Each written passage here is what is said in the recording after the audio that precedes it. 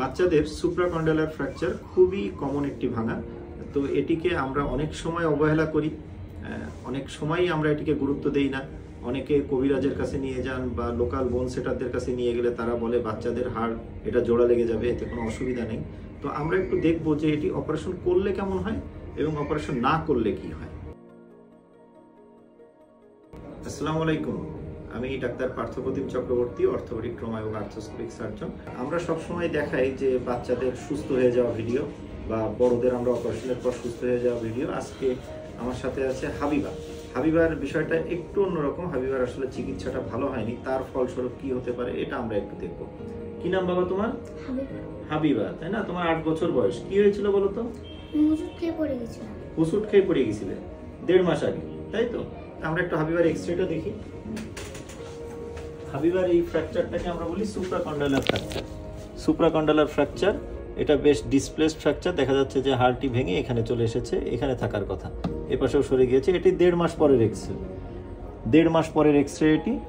বাচ্চাদের যেহেতু হাড় দ্রুত জোড়া লাগে এবং হাবিবার এই হাড়টি সেট করা হয়নি, সুতরাং এটি বাঁকাভাবেই এইভাবে জোড়া লেগে গিয়েছে।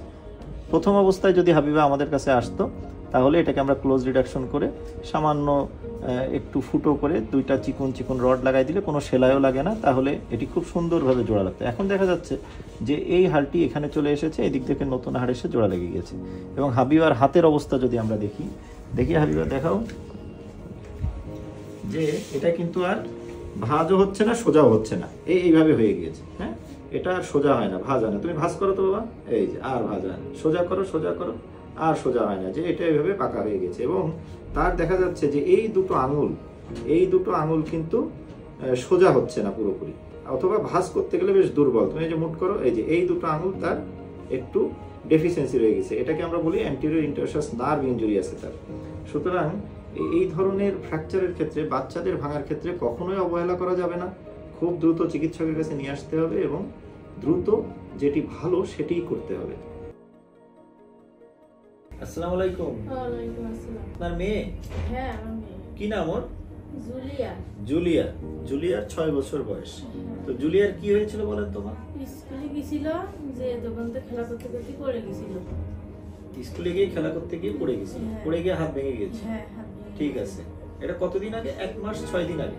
1 মাস 6 দিন আগে। 1 মাস 6 দিন আগে। ঠিক আছে, আমরা জুলিয়ার ভাঙাটা দেখি। জুলিয়ার ভাঙাটা হচ্ছে এখানে ভাঙা, কনুইতে ভাঙা। এই ভাঙাটাকে বলি আমরা সুপ্রাকন্ডালার ফ্র্যাকচার। এই হাড়টি এখানে থাকে, এখান থেকে ভেঙে এখানে চলে গিয়েছে এবং এই ভিউতেও দেখা যাচ্ছে ভাঙাটি বেশ খারাপ, ডিসপ্লেসড ফ্র্যাকচার।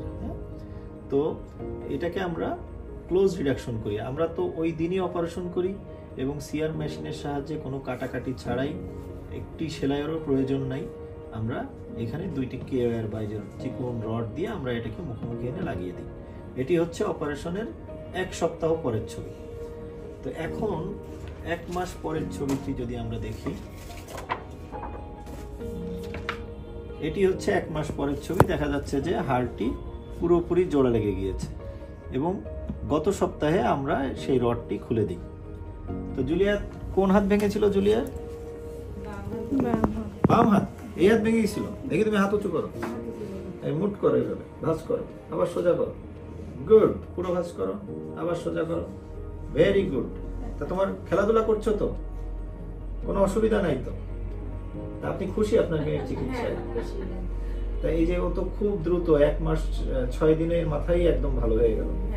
তা বাড়ির আশেপাশের সবাই কি বলছে? সবাই ভালো বলছে। সবাই ভালো বলছে, খুব ভালো বলছে সবাই। খুব ভালো বলছে। খুব সুন্দর।